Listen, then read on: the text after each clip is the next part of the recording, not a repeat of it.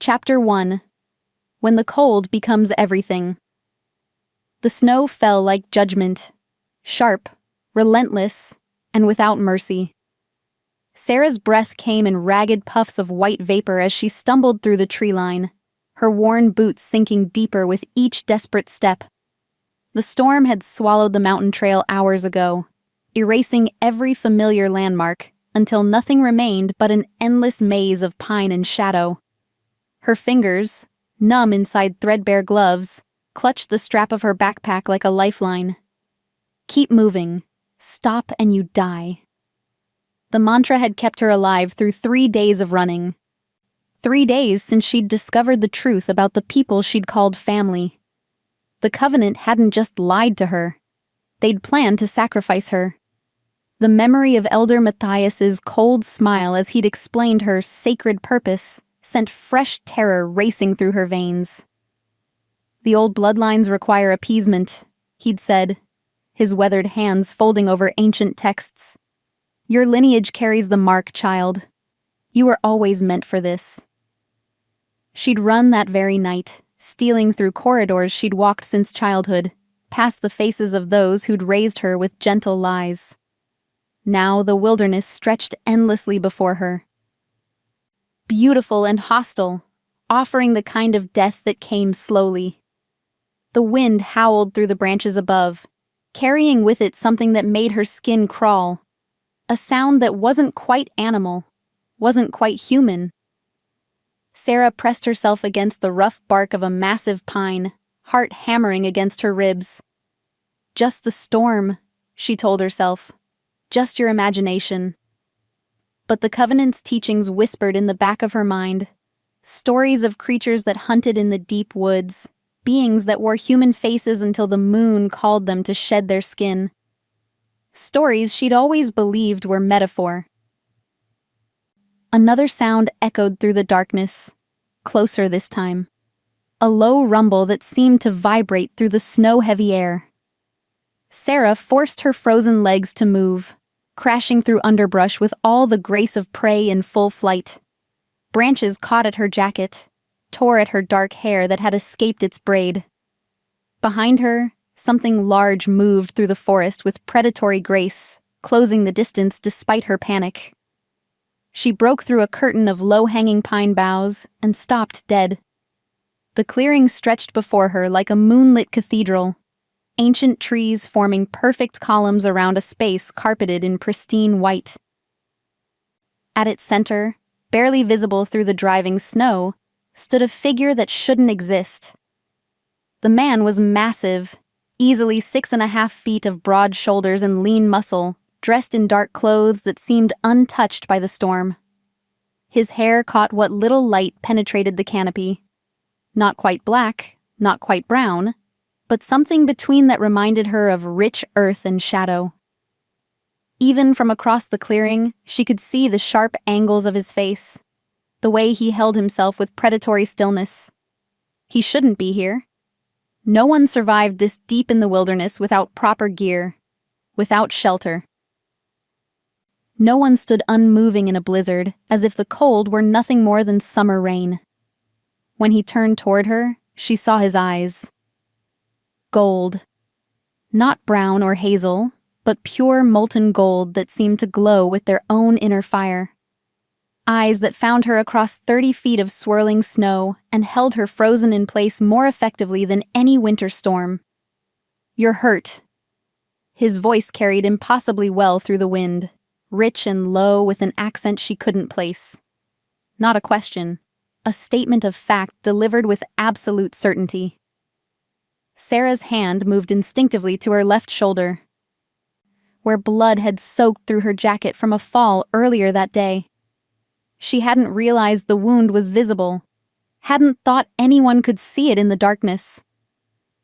"Stay back," she called, surprised her voice worked at all. She patted frantically at her jacket, searching for the knife she'd taken from the Covenant's kitchen. Her numb fingers found only empty fabric.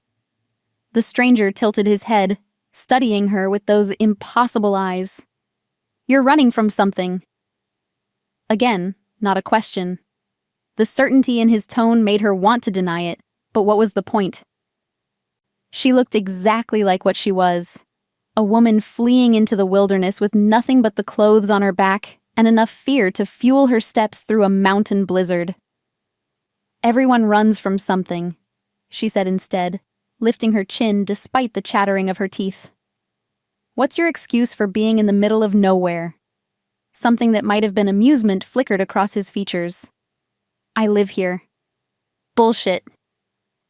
The words slipped out before she could stop it, shaped by exhaustion and pain and the growing suspicion that this entire encounter existed somewhere outside reality.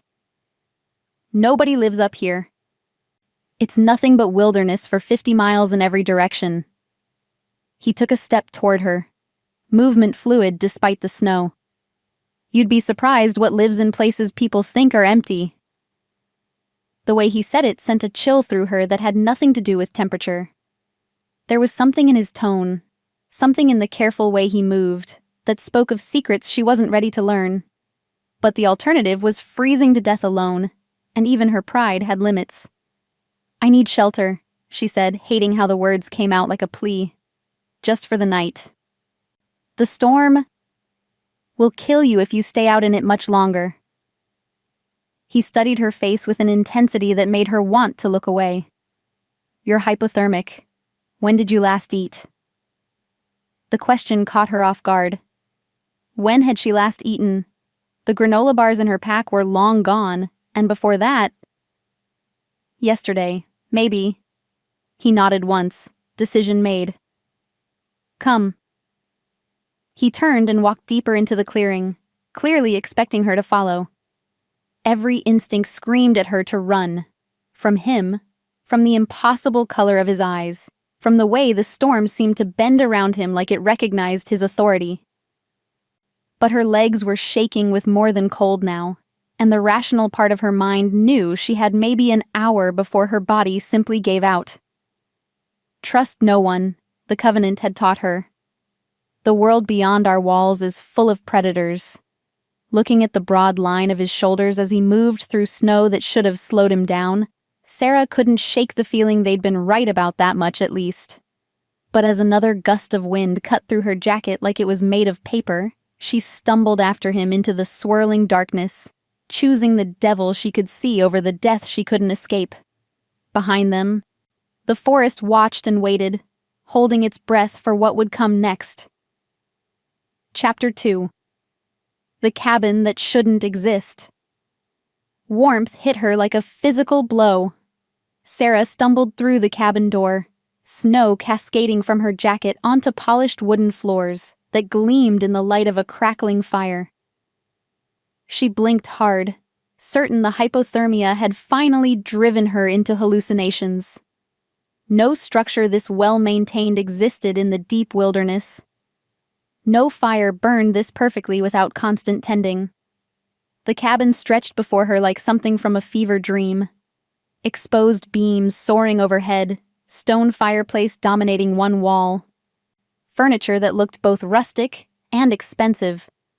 Floor-to-ceiling windows should have let in the howling storm, but somehow the glass remained clear, offering a view of snow-heavy pines that swayed in absolute silence. "Sit." The stranger's voice came from behind her, close enough that she could feel the heat radiating from his body. "Before you fall down." She wanted to argue, to maintain some shred of dignity, but her legs chose that moment to buckle. He caught her before she hit the floor, strong arms encircling her with careful precision. For a moment she was pressed against his chest. Close enough to catch his scent, pine and leather, and something wild that made her pulse quicken despite her exhaustion.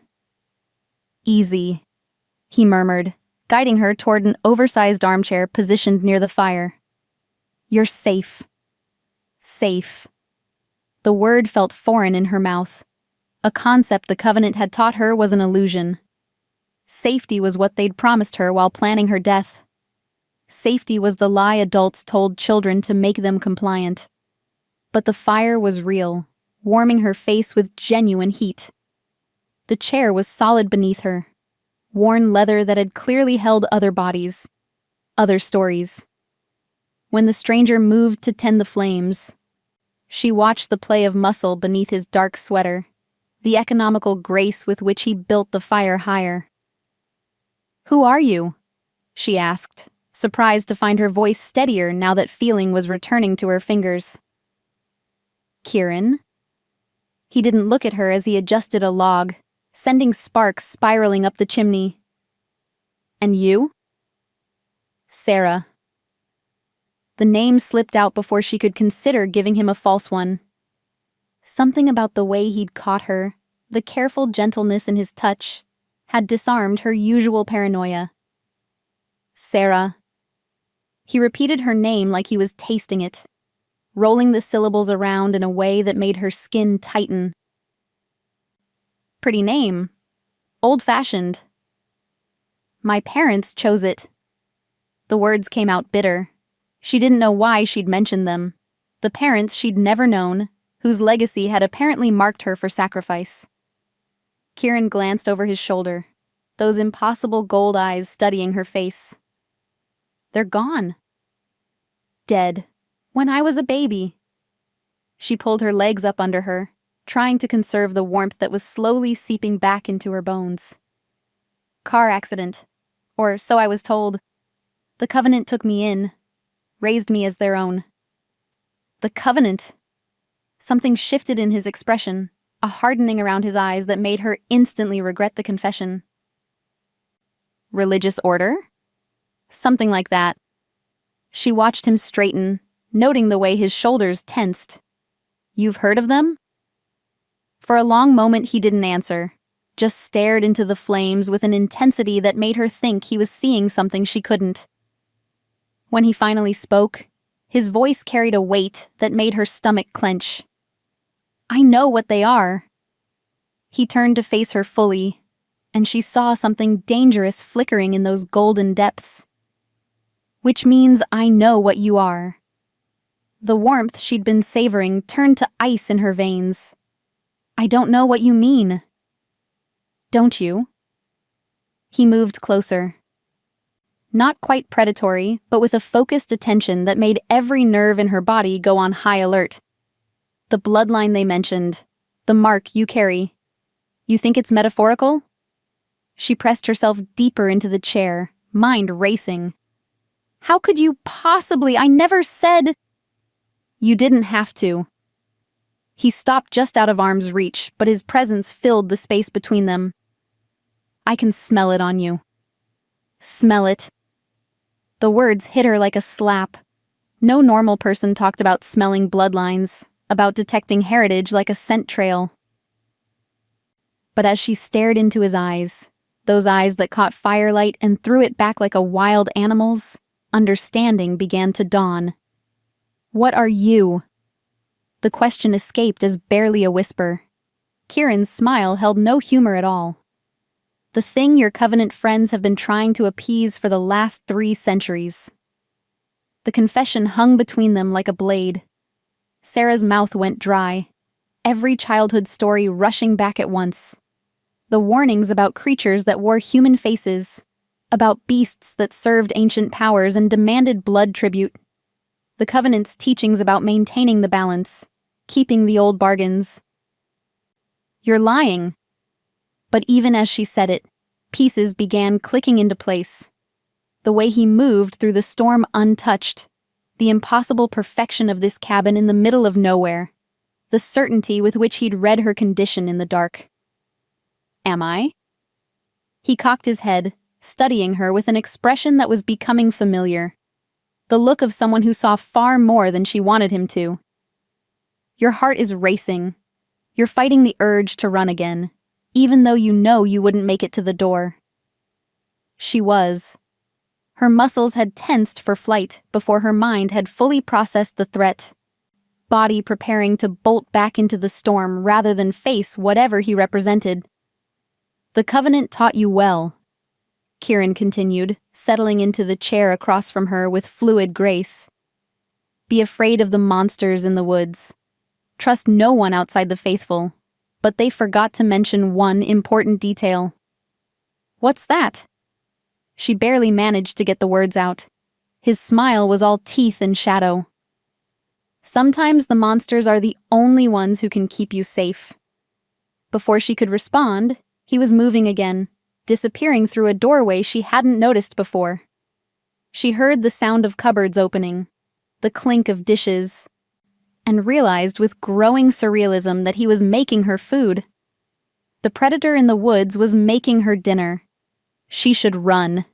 Every instinct screamed at her to bolt for the door while his back was turned, to take her chances with the storm rather than whatever game he was playing. But the fire was so warm, and she was so tired, and beneath the fear was something else. A treacherous curiosity about the man who caught her when she fell, and spoke of monsters like he knew them personally. When he returned carrying a tray laden with soup and bread, she was still in the chair. Still watching him with the wary attention of prey, trying to determine if the predator planned to eat her now, or save her for later. "Eat," he said simply, setting the tray on the small table beside her chair. "We'll talk about the rest later." The soup smelled like heaven, rich broth with vegetables and something that might have been venison. Her stomach cramped with sudden hunger, reminding her how long it had been since her last real meal. "It's not poisoned," Kieran said dryly, apparently reading her hesitation. "If I wanted you dead, you'd already be dead." The casual certainty in his tone should have terrified her. Instead, perversely, it was almost reassuring. At least he was honest about what he could do to her. She picked up the spoon with shaking fingers and took her first taste. The warmth spread through her like liquid gold, and despite everything, the storm, the impossible cabin, the man watching her with predator's eyes, she found herself smiling. "Thank you," she said quietly. Something shifted in his expression then, surprise flickering across his features like he hadn't expected gratitude. "You're welcome." Outside, the storm raged on, but inside the cabin that shouldn't exist, Sarah ate soup made by a monster and tried not to think about how safe she felt. Chapter 3. Things That Hunt in Darkness. The howls woke her. Sarah jerked upright on the couch where she'd fallen asleep despite every intention to stay alert. The fire had burned low, casting dancing shadows across walls that seemed to shift and breathe in the dim light.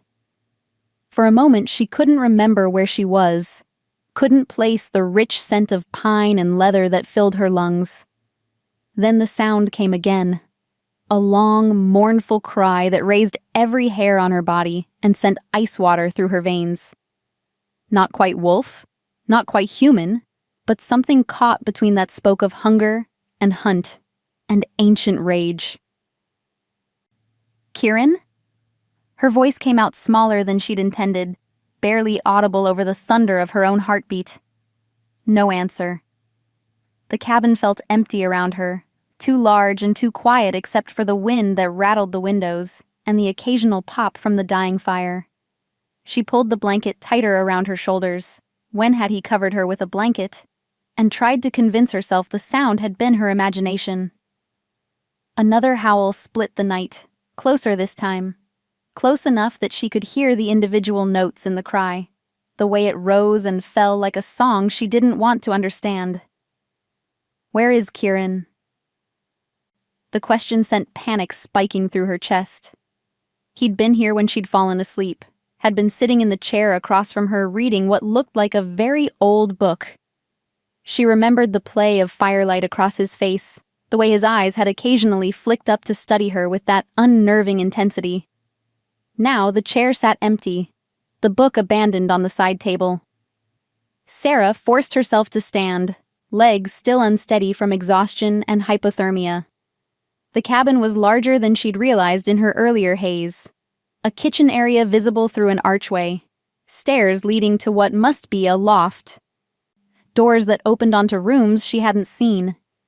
Any one of them could be hiding her mysterious host. "Kieran?" she called again, louder this time. Still no answer. But something else responded to her voice, a low growl from somewhere outside the cabin, so deep she felt it in her bones rather than heard it.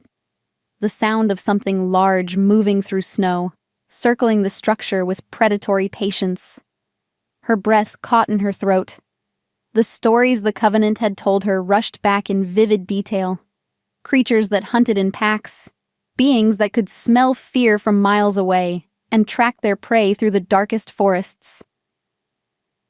She'd always assumed they were metaphors, warnings about the dangers of straying from the righteous path. Standing alone in a stranger's cabin while something prowled outside, she was beginning to suspect the Covenant had been more literal than she'd understood. The front door rattled on its hinges. Sarah backed toward the fireplace, hands scrambling for anything she could use as a weapon. Her fingers closed around a wrought iron poker just as the rattling stopped, replaced by a silence so complete it made her ears ring. Then came the scratching. Long, deliberate scrapes against wood that spoke of claws and patience and intelligence that was decidedly not animal. Testing, she realized with growing horror. It's testing the door. The scratching moved along the wall, circling the cabin with methodical precision. Whatever was outside was mapping the structure, looking for weaknesses. Windows rattled as something brushed against them, and she caught glimpses of shadow that were too large, moved too wrong. Where the hell was Kieran? The scratching stopped directly behind her. Sarah spun toward the kitchen, poker raised, just in time to see a massive shape pass by the window there. For just a moment it was silhouetted against the snow. Enormous, wrong. Something that might have been a wolf if wolves grew to the size of bears and moved with human purpose. Then it was gone, leaving only the impression of size and hunger and eyes that had been fixed directly on her. The front door creaked. Sarah's blood turned to ice as she watched the handle slowly turn. She'd been so focused on the thing at the kitchen window that she hadn't heard it return to the front of the cabin. Hadn't heard the soft manipulation of the lock that should have kept her safe. The door swung open with agonizing slowness. Cold air rushed in, bringing with it the scent of snow and pine and something wild that made her gag. But no creature followed. Just darkness and wind and the sense of something waiting just beyond the threshold. Sarah.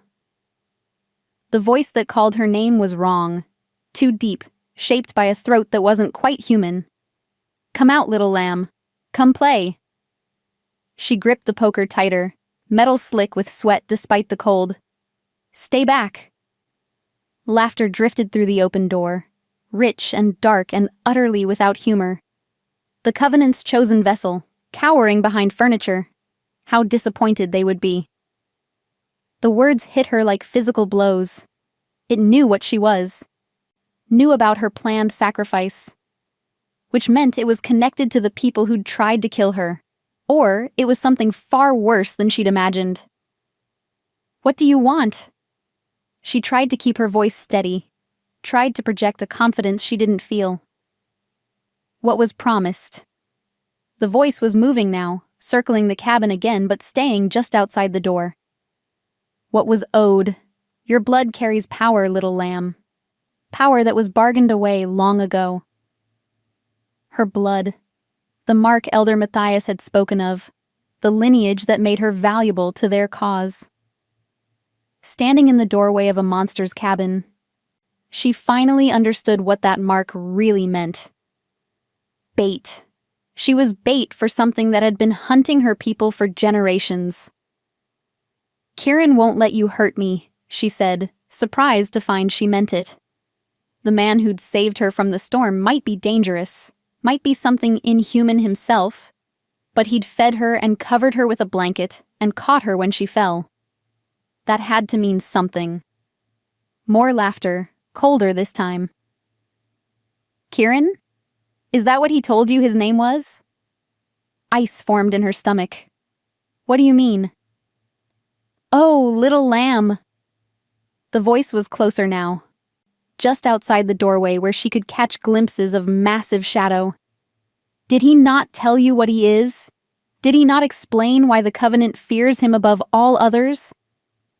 She said nothing, couldn't force words past the terror that was closing her throat. Your precious Kieran is the reason the old bargains were made. The beast your people have been feeding for 300 years. The shadow at the door shifted, and she caught the gleam of eyes like molten gold. He is the alpha of alphas, the monster that all other monsters bow to. The words hit her like an avalanche. Those golden eyes she'd found so mesmerizing. The way he moved through the storm untouched, the impossible perfection of his cabin in the wilderness. Kieran wasn't just connected to the creatures that hunted in the woods. He was the creature. And now he's gone hunting, the voice continued, pleased with her growing horror. Left you here alone and unprotected while he runs with his pack. Did you really think he saved you out of kindness?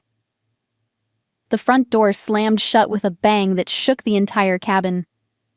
Sarah stood frozen in the sudden silence, poker trembling in her grip, mind reeling from revelations that rewrote everything she thought she understood. Kieran was the monster the Covenant feared. She was the sacrifice they'd promised. And now she was alone in his territory, marked and defenseless, and very possibly losing her mind. Outside, something howled again, a sound of triumph and hunger that made her bones ache. The hunt, it seemed, was just beginning. Chapter 4. When Monsters Bleed. The attack came at dawn. Sarah had spent the night huddled by the dying fire, poker in one hand and a kitchen knife in the other, starting at every sound the wind made against the cabin walls. Exhaustion pulled at her like a tide, but terror kept her upright and alert. Every shadow could hide claws. Every creak could herald the return of whatever had circled her sanctuary in the dark. When pale light finally began filtering through the windows, she felt a moment's relief. Monsters hunted at night, didn't they? In daylight, she might have a chance to think, to plan, to find some way out of the nightmare her life had become. The first howl shattered that illusion. It came from the tree line, closer than anything had ventured during the dark hours. Not the testing, predatory sounds from the night before, but something urgent and pained that made her chest tighten with unwanted concern. Kieran. She knew it was him before she saw him. Some instinct deeper than logic recognizing the voice even distorted by whatever he'd become. When he stumbled into the clearing, she pressed her face to the window and bit back a gasp. He was naked, snow-covered, and bleeding from a dozen wounds that painted dark trails across his skin. Even from a distance, she could see the exhaustion in every line of his body. The way he moved, like each step was an act of will. Behind him, the forest rustled with movement, shadows that paced just beyond the tree line, waiting. They're hunting him. The realization should have filled her with satisfaction. The monster that had deceived her was being brought low by other monsters. Justice, of a sort. Instead, she found herself moving toward the door. "Don't be an idiot," she whispered to herself, hand freezing on the lock. He's not human. He's the thing they warned you about.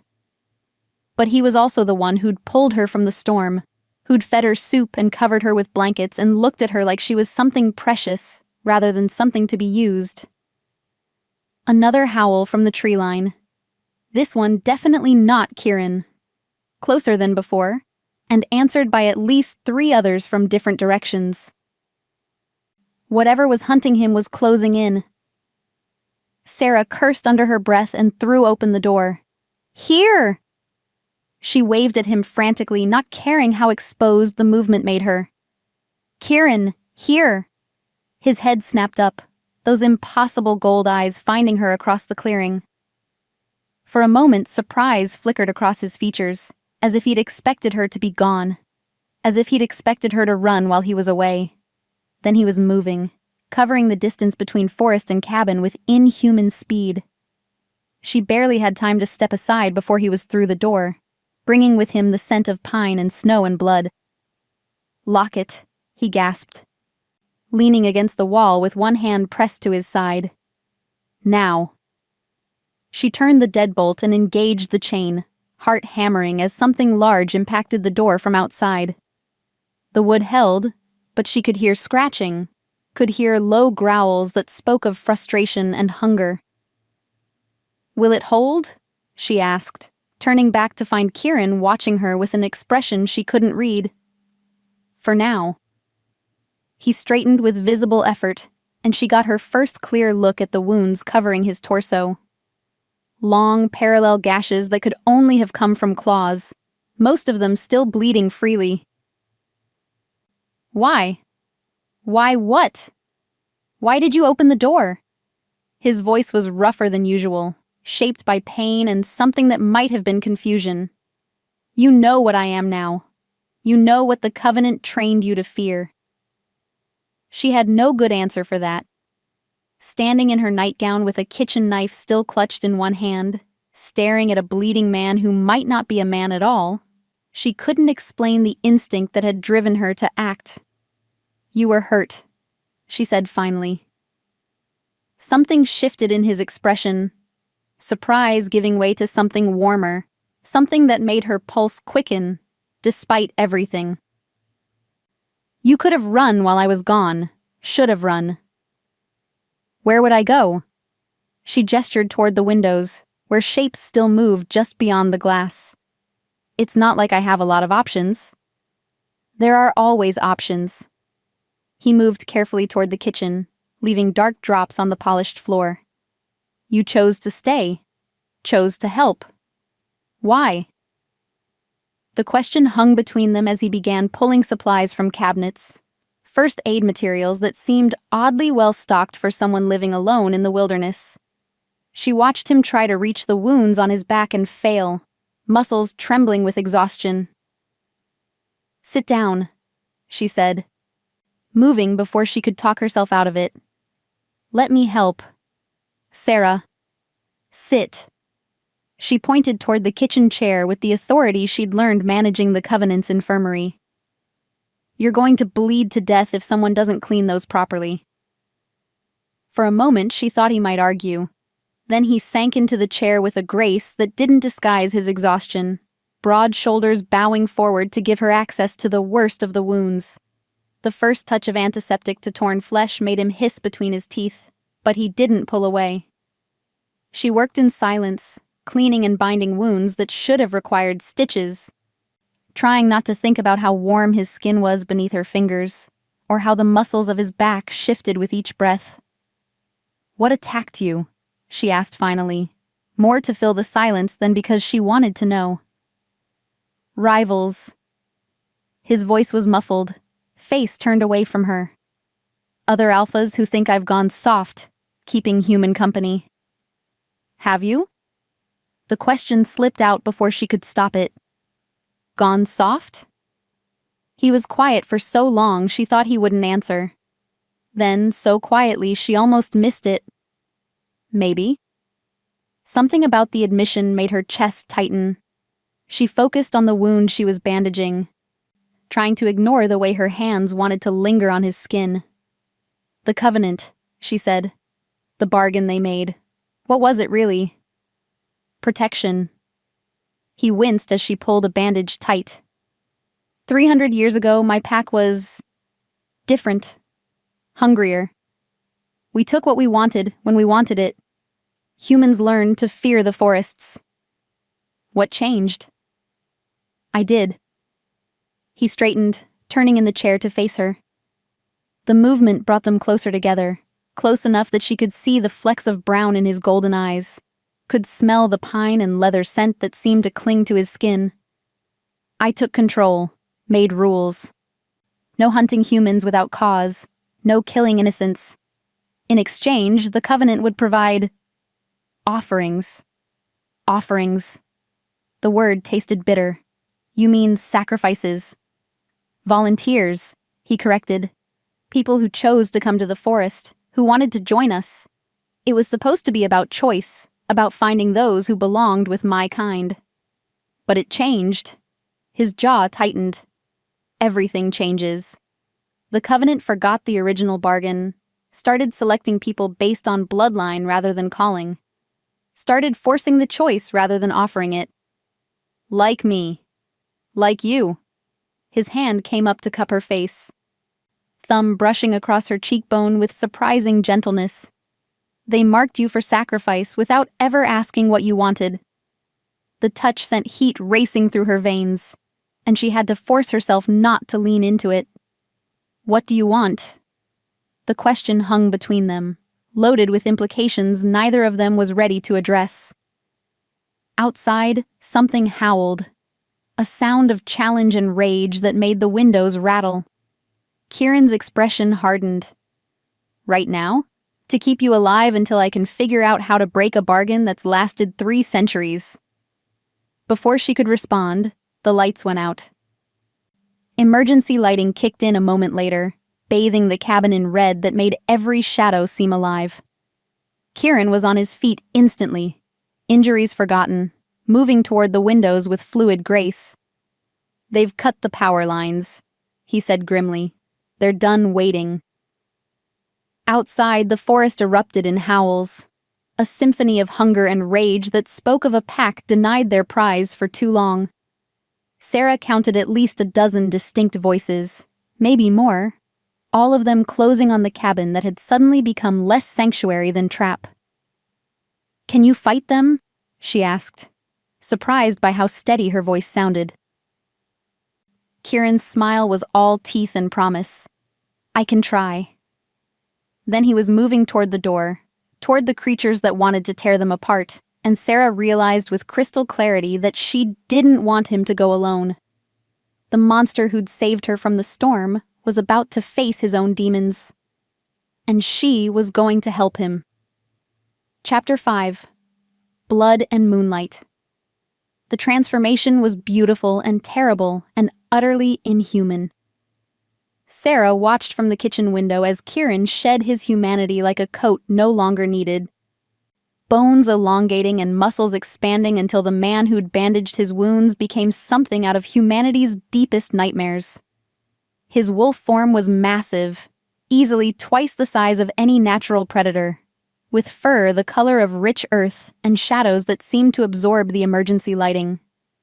But it was his eyes that held her transfixed. Still molten gold, still recognizably his, even in a face that had never been human. The pack that emerged from the tree line was equally impressive and far more terrifying. 7 wolves, each one nearly as large as Kieran, spread out in a perfect hunting formation.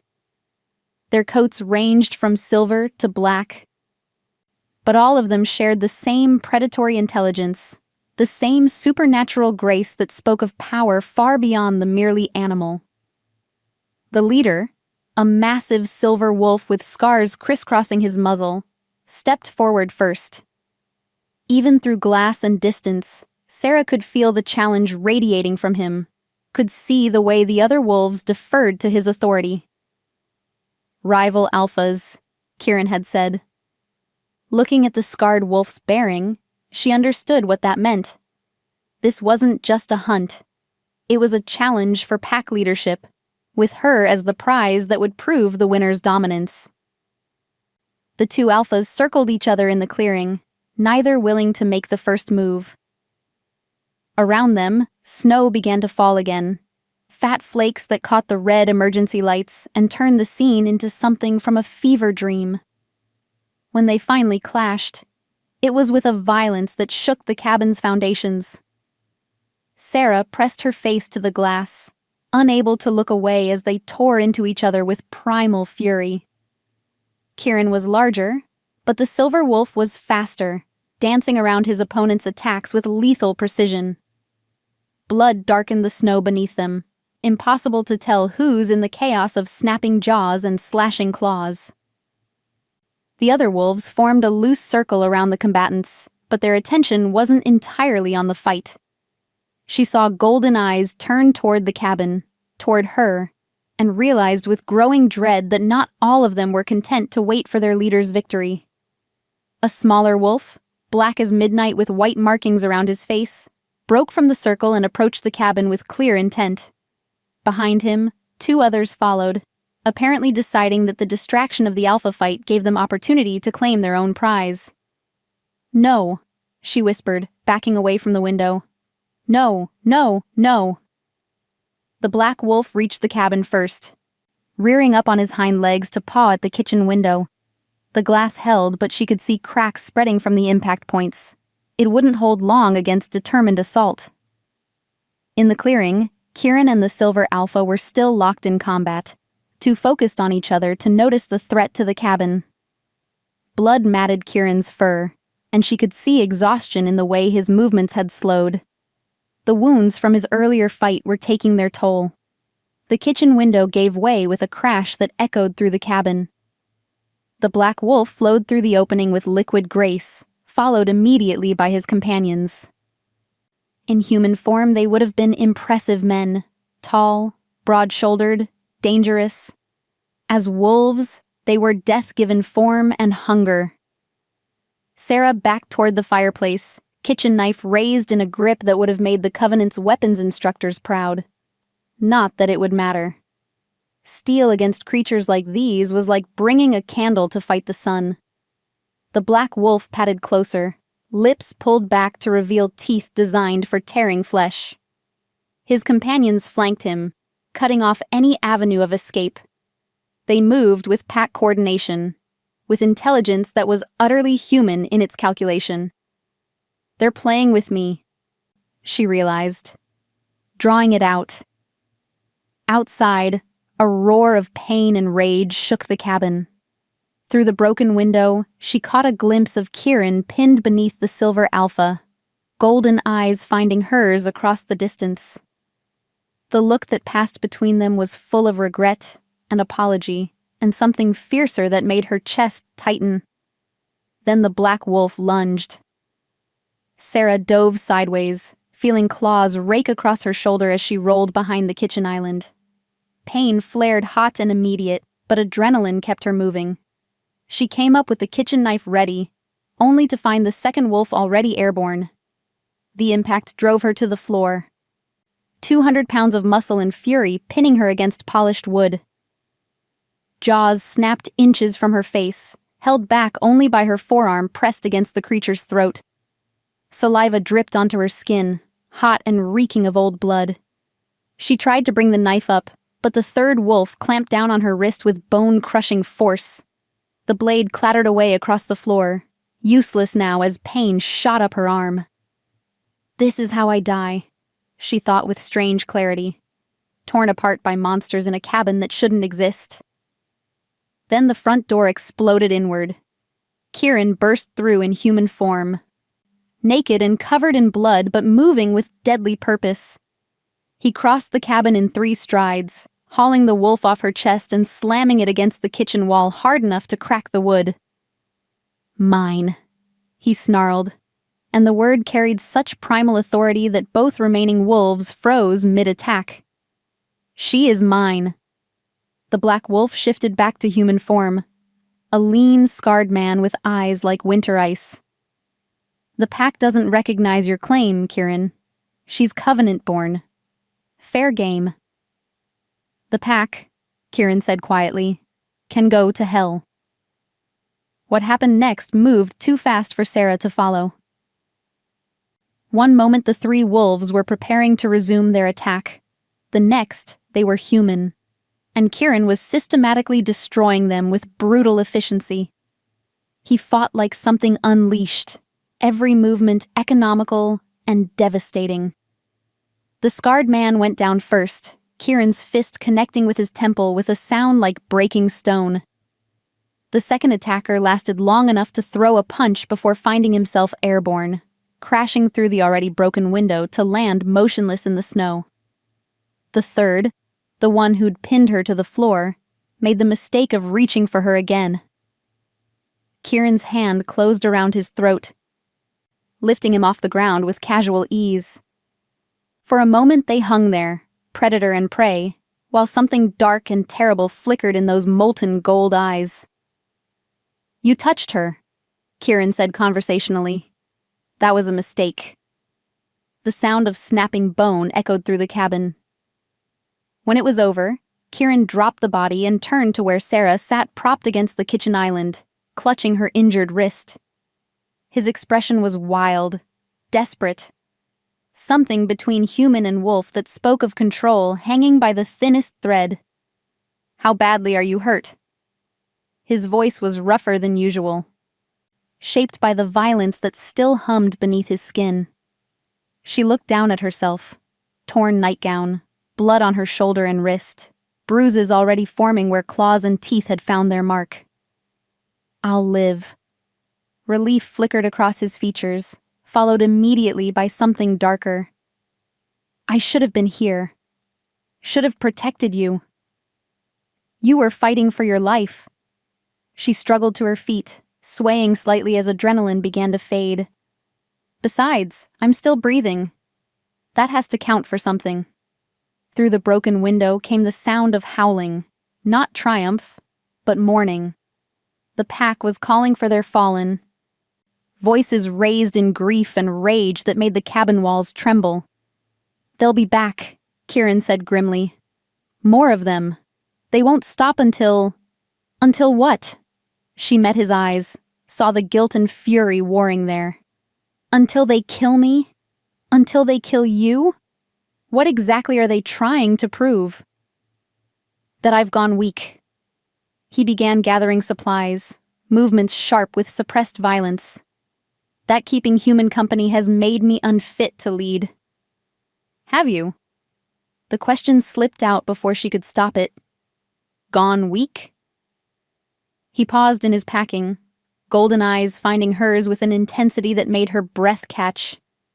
"Maybe. Does it matter?" Looking at him, bloodied and fierce and utterly inhuman, yet somehow more real than anyone she'd ever known, Sarah found herself smiling. "No, I don't think it does."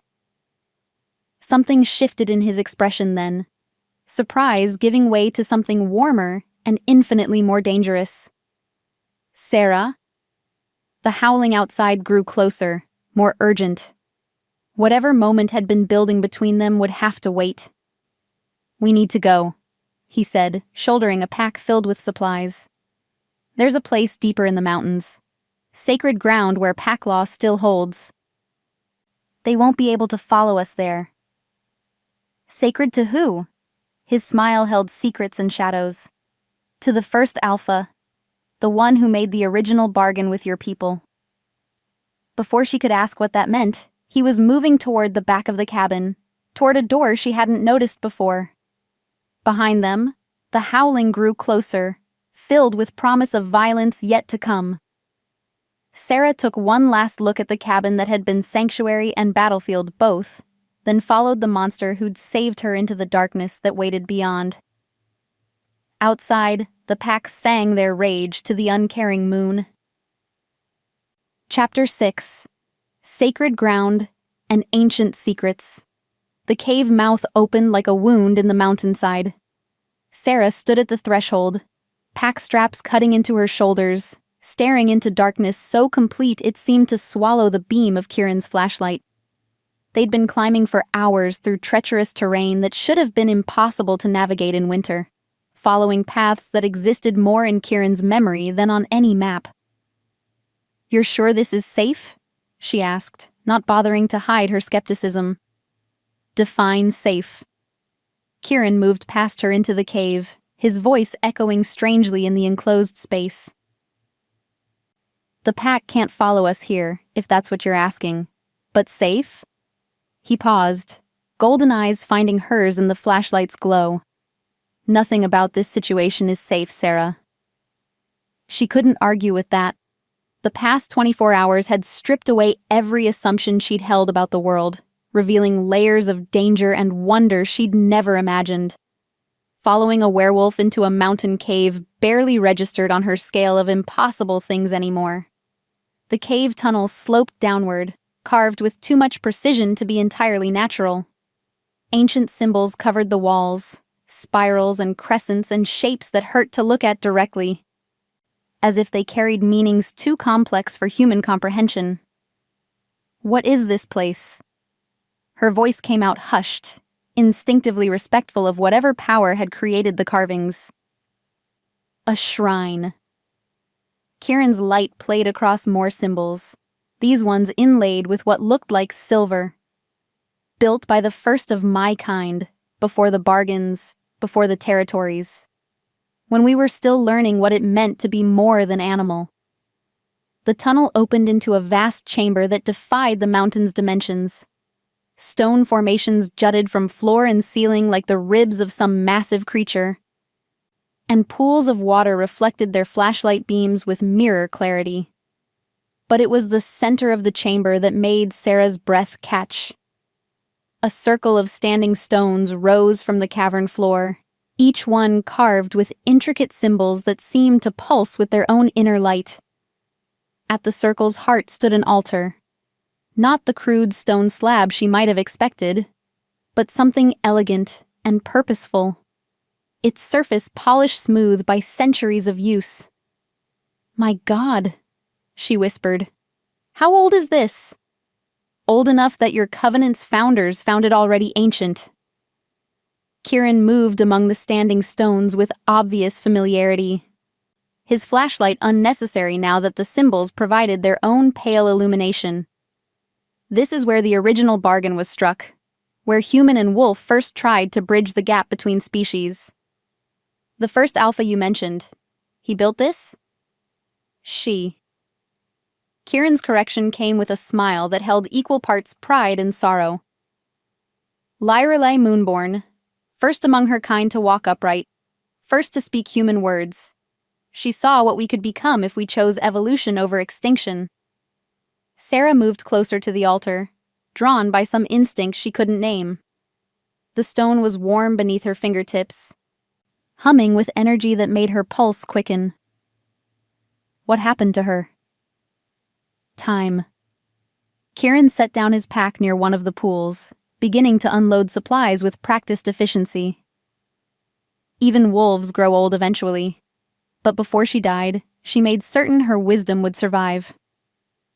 In the bargains. In the choice. He straightened, golden eyes serious in the strange light. That's what the Covenant forgot, what my rivals never understood. It was always supposed to be about choice. Human and wolf, coming together freely. Like mates. The word slipped out before she could stop it, carrying implications that made heat rise in her cheeks. But Kieran didn't smile at her embarrassment. Instead, his expression grew distant, thoughtful in a way that made her stomach clench. "Sarah." He moved toward her slowly, as if approaching something that might bolt.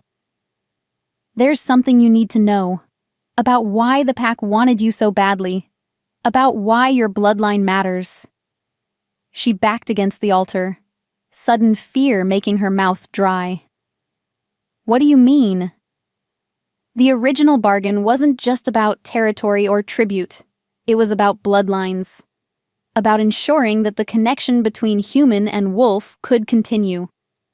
He stopped just within arm's reach, close enough that she could see the conflict in his expression. "Lyrelei didn't just make peace with your people. She married one of them." The words hit her like physical blows. Married. A human woman.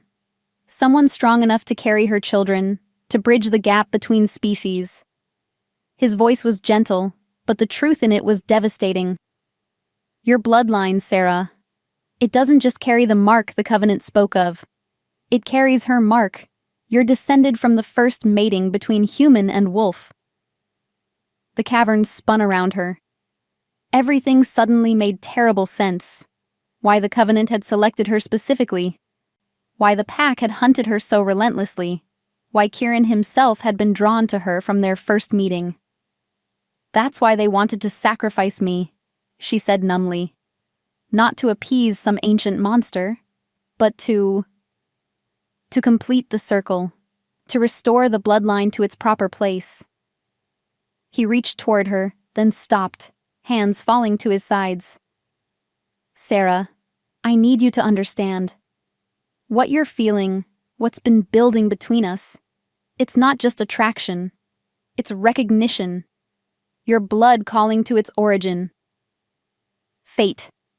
The word echoed in her mind with the weight of prophecy. She thought of the pull she'd felt toward him from the beginning. The way his presence had seemed to calm some restless part of her soul she'd never acknowledged. You're saying we're destined. Her voice came out flat, emotionless. That I don't have a choice in this any more than I did with the covenant. Something flickered in his expression. Hurt, maybe, or disappointment. I'm saying you have the only choice that matters. The one your ancestor made when she decided to trust a creature she'd been taught to fear. And if I choose differently, then you choose differently. He stepped back, putting distance between them that felt like miles. The pack will eventually lose interest. The covenant will find someone else to blame for their failures. You'll be free to build whatever life you want. Without you. It wasn't a question, but he nodded anyway. Without me. The silence that followed was broken only by the distant drip of water echoing through stone chambers. Sarah stared at the altar beneath her hands, at the symbols that pulsed with ancient power, and tried to imagine a life that didn't include golden eyes and dangerous smiles and the feeling that she'd finally found where she belonged. What would it mean, she asked finally, if I chose this? You. What would that look like? Hope flickered in his expression, quickly suppressed. It would mean accepting what you are, learning to use the abilities your bloodline carries. It would mean joining a world that's beautiful and violent and nothing like the one you've known. And you? What would it mean for you? Everything. The word came out raw, honest in a way that made her chest tighten. It would mean pack leadership restored, the old ways honored. It would mean completing something that began 3 centuries ago. That's not what I asked. He was quiet for a long moment, studying her face in the symbol's pale glow. When he spoke again, his voice was softer, more vulnerable than she'd ever heard it. It would mean having a mate, a partner, someone to share the weight of leadership and the joy of freedom. He paused, golden eyes never leaving hers. It would mean not being alone anymore. The confession hung between them like a bridge waiting to be crossed. Sarah felt the pull of it, the rightness that had been building since their first meeting in the storm. But she also felt the weight of choice, the terrible responsibility of deciding not just her own fate, but the future of bloodlines and bargains and beings she was only beginning to understand. I need time, she said finally. Relief flickered across his features. Time you have. This place exists outside normal flow. Hours here are minutes in the outside world. You can think, rest, decide without pressure. And if the pack finds us? His smile was all teeth and promise. Let them try. Sacred ground has its own protections. As if summoned by his words, a howl echoed through the mountain, distant but unmistakably angry. The pack was still hunting, still determined to claim their prize. But in the chamber of standing stones, surrounded by symbols that pulsed with ancient power, Sarah felt something she hadn't experienced in years. Safety. Not the false security the covenant had offered, but the real thing, the knowledge that she was exactly where she was meant to be, with exactly the person she was meant to be with. The only question now was whether she had the courage to claim it. Chapter 7. The Weight of Ancient Vows.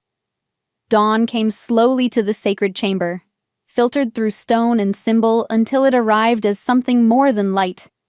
A presence that stirred the carvings to brighter luminescence and set the pools to singing with harmonics that bypassed the ear and resonated directly in bone. Sarah woke, curled against the altar's base. Kieran's jacket draped over her like a blanket that carried his scent and warmth. She'd dreamed of running through endless forests, of voices calling her name in languages she didn't recognize but somehow understood, of golden eyes watching her with patient hunger and hands that promised safety, even as they offered danger. Kieran himself sat among the standing stones, perfectly still in the manner of predators and monks. His eyes were closed, but she knew he was aware of her waking, could see it in the subtle shift of his shoulders, the way his breathing changed rhythm. "How long was I asleep?" Her voice echoed strangely in the vast space. Smaller than it should have been, yet somehow carrying perfectly to every corner. "A few hours. Time moves differently here, remember?" He opened his eyes, golden gaze finding hers across the stone circle. The ancestors wanted to ensure their children would have space to think, to choose without the pressure of a world that moves too fast. She sat up, muscles protesting the stone bed. Thoughtful of them. They were remarkable beings, more than human, not quite what we became, but something in between that understood both worlds. He rose with fluid grace, moving to one of the pools where steam rose in curious patterns. "Would you like to see them?" Before she could ask what he meant, he was pressing his palms to the water's surface. The liquid responded instantly, swirling and shaping itself until images began to form in the steam, ghostly but clear, moving with the fluid grace of memories made manifest.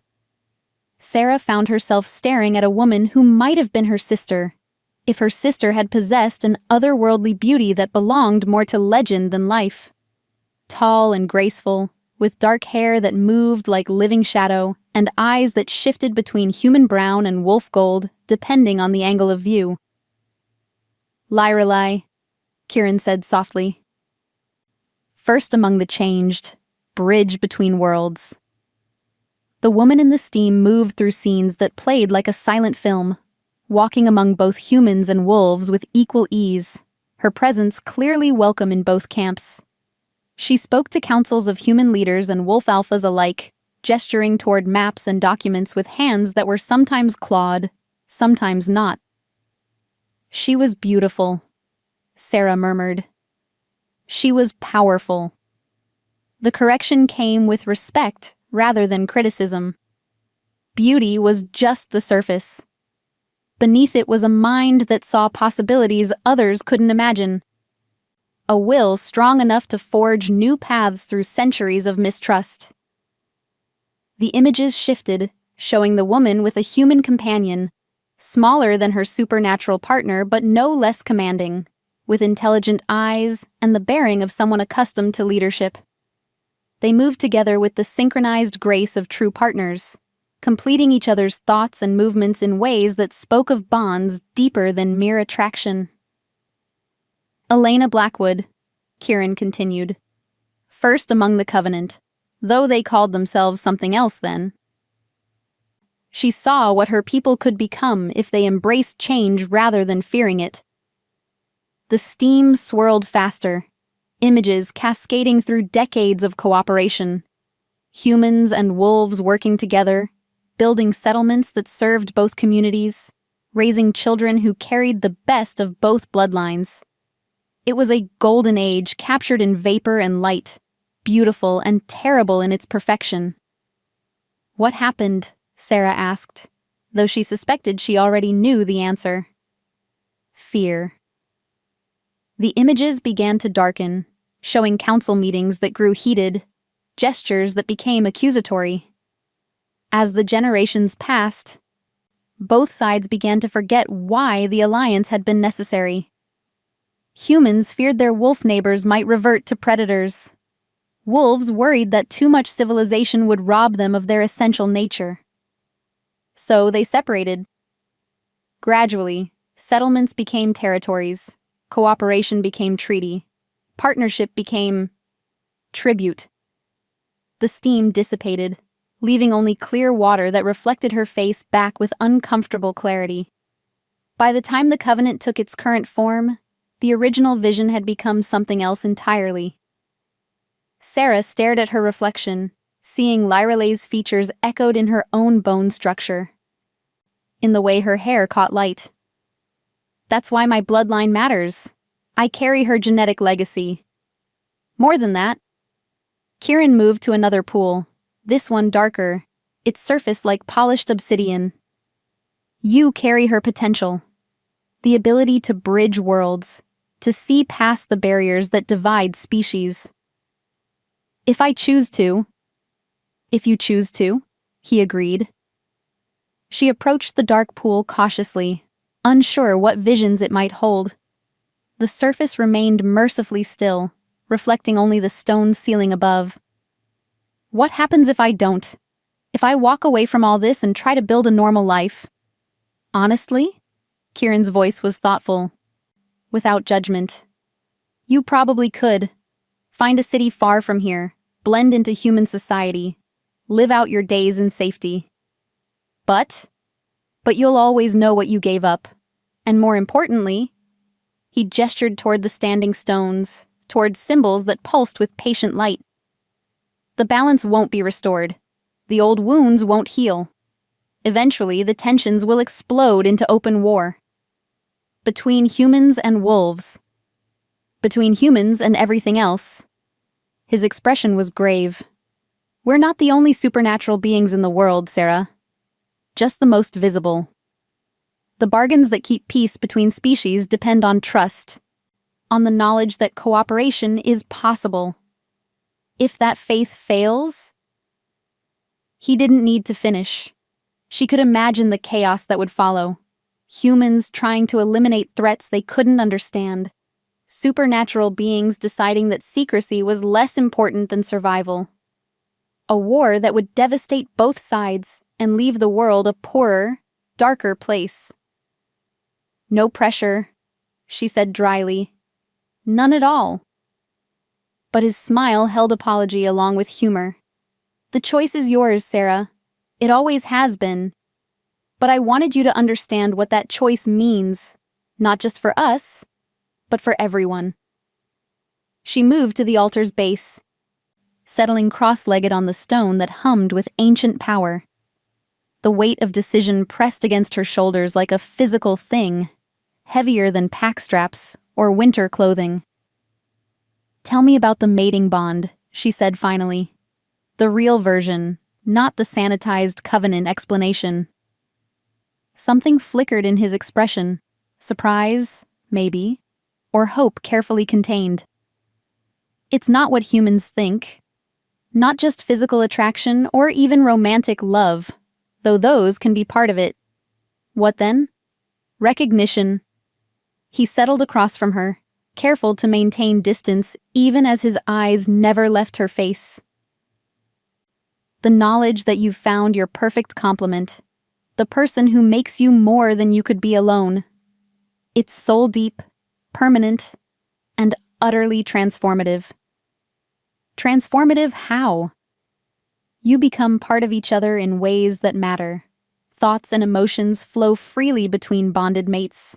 Physical separation becomes genuinely painful. And for wolves... He paused, choosing his words carefully. The bond enhances everything. Strength, speed, magical ability. A mated alpha is twice as powerful as one who stands alone. And if one mate dies, the other follows. The words were matter of fact, but she saw the shadow that crossed his expression. Usually within hours, the bond isn't something that can be broken by death. The finality of it should have terrified her. Instead, she found herself thinking of the connection she'd felt from their first meeting. The way his presence seemed to calm some restless part of her soul. Would it be so terrible, being bound to someone who made her feel complete? There's something else, Kieran continued. Something specific to your bloodline. The children of Lyrelai and Elena weren't just human-wolf hybrids. They were bridges. Beings who could exist fully in both worlds. Who carried abilities from both sides. What kind of abilities? Strength and speed beyond human normal, but not fully lupine. Senses that can track sense through time, hear conversations across miles. And, he hesitated, the power to calm the beast in others. To bridge the gap between human rationality and animal instinct. She thought of the way he'd responded to her touch while she was bandaging his wounds, the visible effort it had taken him to maintain human form. "Is that why you can control yourself around me? Why you haven't changed?" "Part of it." His voice was rougher now, shaped by something that might have been longing. "Your presence makes the wolf content in ways I've never experienced. Like everything that was chaotic and hungry in me finally has a purpose." The confession hung between them, more intimate than any physical touch. Sarah felt answering heat rise in her chest, a pull toward the man who watched her with such careful hope. "Show me," she said quietly. "Show you what?" "Your wolf. I've seen glimpses, but never—" She gestured helplessly. "If we're going to be bonded, I should know all of what you are." For a moment she thought he might refuse. Then he was rising, moving to the chamber's center where the ancient symbols pulsed brightest. His hands went to the hem of his shirt, pulling it over his head with movements that were both practical and somehow ceremonial. The transformation was different this time, slower, more controlled, as if he was giving her time to adjust to each stage. She watched muscle and bone reshape themselves, watched fur emerge in waves across skin that bronzed and then darkened, watched the man she was coming to care for become something magnificent and terrible and utterly other. When it was complete, the wolf that stood before her was even more impressive than she'd remembered. Massive and powerful, with intelligent gold eyes that held no trace of animal madness. He moved toward her carefully, head lowered in a gesture that somehow managed to be both submissive and regal. Sarah held perfectly still as he approached, some instinct warning her that this was a moment of profound importance. When he stopped just within arm's reach, she slowly extended her hand. The wolf pressed his muzzle to her palm, and the contact sent shockwaves through her entire being. Mate. The word echoed in her mind, not heard but felt, recognized at levels deeper than conscious thought. Pack. Home. Completion. She knew. With the certainty that comes from bones and blood and generations of genetic memory, that she belonged to this creature as surely as he belonged to her. That the choice she'd been agonizing over had already been made by forces far older and wiser than her conscious mind. The only question now was whether she had the courage to accept it. Chapter 8. When Fire Meets Fire. The howl that shattered their moment came from everywhere and nowhere, a sound that bypassed the ears and struck directly at the primitive brain, setting every nerve ablaze with the knowledge that something was very, very wrong. Kieran's wolf form melted back into human with shocking speed, golden eyes wide with alarm. "They found us." "That's impossible." Sarah scrambled to her feet, heart hammering against her ribs. "You said the sacred ground had protections." "It does." He was already moving, grabbing weapons she hadn't noticed before from hidden alcoves in the stone walls. "But the protections work both ways. They keep enemies out, but they also prevent us from sensing them until they're already close."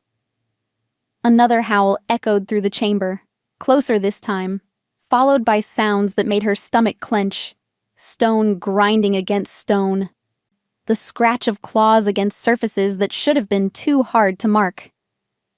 "How many?" she asked, accepting the silver dagger he pressed into her hands without question. "Too many." His expression was grim as he strapped a quiver of arrows across his back. "The entire pack, by the sound of it. Plus allies they've called in from neighboring territories." "All for me?" "All for what you represent." He moved to the chamber's entrance, peering into darkness that had seemed peaceful just moments before. The chance to claim Lyrelai's bloodline, to control the bridge between worlds. Half of them want to use you to restore the old ways. The other half want to kill you to ensure they never return. The sounds of approach grew louder, voices calling back and forth in languages that hurt to hear, the scratch and scrape of multiple creatures navigating stone passages. They were coming from several directions at once, coordinating their attack with the precision of experienced hunters. "There has to be another way out," Sarah said, gripping the dagger until her knuckles went white. "A back entrance, a secret passage, something." "There is." Kieran's voice was flat, resigned in a way that made her stomach clench. "Through the ancestor pools. But the passage only opens for mated pairs, and only if they're bonded by more than blood." She stared at him, understanding dawning with crystalline clarity. "You're talking about the mating ritual. I'm talking about choice." He turned from the entrance, golden eyes fierce in the symbol's glow. "Not the gradual decision you've been wrestling with, but the immediate one. Bond with me now, fully and completely, or face them here where we're outnumbered 20-1. "That's not a choice, that's coercion." "That's reality." The words came out harsher than he'd probably intended, shaped by frustration and fear that had nothing to do with his own safety. "Sarah, I've been trying to give you time, trying to let you come to this naturally. But time just ran out." The first of their hunters appeared at the chamber entrance, a massive gray wolf with scars covering half his face and eyes like winter ice. Behind him, shadows moved in the tunnels, too many to count. "Last chance," Kieran said quietly. "Choose now, or lose the ability to choose at all." Sarah looked around the chamber that had been sanctuary and might become tomb, at the standing stones that pulsed with ancient power, at the altar where Lyrelai had once pledged herself to a human woman brave enough to bridge species, at the man who watched her with desperate hope and growing resignation. The rational part of her mind cataloged all the reasons this was insane. She'd known him for less than a week. The supernatural world was nothing like what she'd grown up believing. The responsibility of carrying a bloodline that could determine the fate of multiple species was overwhelming enough to crush anyone. But the deeper part of her, the part that had recognized him from their first meeting, that had felt peace in his presence and fire at his touch, whispered different truths. This was what she'd been running toward when she'd fled the Covenant. This was the belonging she'd searched for her entire life without knowing what she sought. This was home.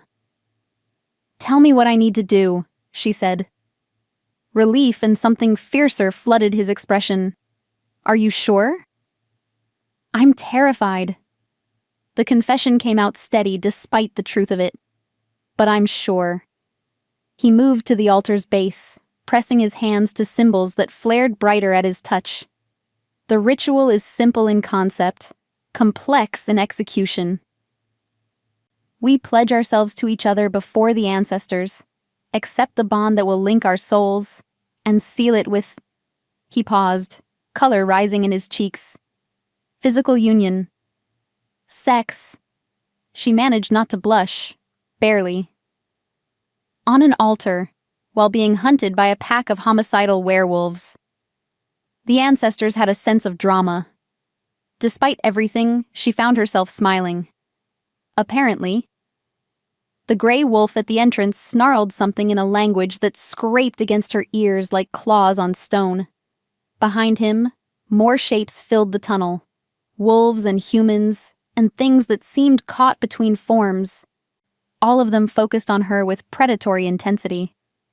"Now or never," Kieran said quietly.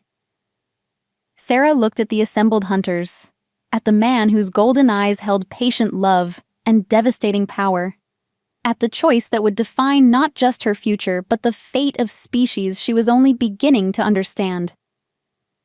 Then she stepped forward and placed her hands over his on the ancient altar. "Now," she said. The symbols beneath their joined palms exploded into light that filled the chamber like captured starfire. Power raced through her veins, not foreign or overwhelming, but like something that had always been there finally being acknowledged. She felt Kieran's presence in her mind, not invasive but welcoming, as if a door between their souls had been opened that could never be closed again. "Mine," his mental voice whispered, and she felt the truth of it in every cell. Mine, she responded, and felt his wonder at her acceptance flow through the bond like warm honey. The hunting pack howled their rage, surging forward into the chamber with deadly intent. But the light from the altar rose to meet them, and where it touched fur and flesh, the attackers fell back as if burned. "The ancestors protect their own," Kieran said, and his voice carried harmonics that hadn't been there before. Deeper, richer, full of power that made the standing stones ring in sympathy. "But we need to complete the ritual before—" His words were cut off by a roar that shook dust from the chamber ceiling. Through the pack of ordinary wolves came something else. Larger, darker, with eyes like burning coals and presence that made the protective light flicker and dim. "Fenris," Kieran breathed, and she felt his shock through their new bond. "That's impossible. He's been exiled for 50 years. The creature that had once been a wolf, that might still be a wolf. If wolves could grow to the size of horses and sprout fangs like daggers, fixed its burning gaze on the altar where they stood. When it spoke, the words came from a throat that had forgotten human speech. The pretender king and his stolen bride. How touching. Fenris. Kieran stepped protectively in front of Sarah, though she could feel through their bond that he knew it was useless. The sacred ground has new masters. The creature's smile revealed teeth that could bite through steel. Your precious ancestors' protections only work against those who respect the old ways. I've moved beyond such limitations. Around the chamber, the hunting pack spread out in perfect formation. Not random attackers anymore, but soldiers following a commander who had turned his back on every law that governed their kind. "What do you want?" Sarah asked, surprised by how steady her voice sounded. "What was promised me long ago." Fenris padded closer, each step making the altar's light flicker more violently. "The power that flows in your veins. The authority that comes with claiming Lyrelai's heir. The chance to remake the world in a more honest image." Honest? Without the pretense of cooperation. Without the lie of species equality. His eyes fixed on her with hunger that was both sexual and spiritual. Humans serve or they die. Wolves take what they need without apology. The strong rule, the weak submit, and everyone knows exactly where they stand. "And if I refuse, you won't." Fenris was close enough now that she could smell the corruption that clung to him. Old blood and sulfur, and something that made her gag. "Because the alternative is watching your new mate die slowly while I explain exactly how cooperation between species is supposed to work." The threat hit her like a physical blow. Through their bond, she felt Kieran's determination to fight, his willingness to die before letting Fenris claim her. The depth of his devotion should have been overwhelming, but instead it filled her with a fierce protectiveness that surprised them both. "You're wrong about one thing," she said, stepping out from behind Kieran to face the corrupted alpha directly. "I'm not just Lyrelai's heir. I'm Elena's descendant too." Fenris paused, massive head tilting with predatory curiosity. "The human founder? What of it?" "Elena didn't just mate with a wolf." Sarah felt power building in her chest.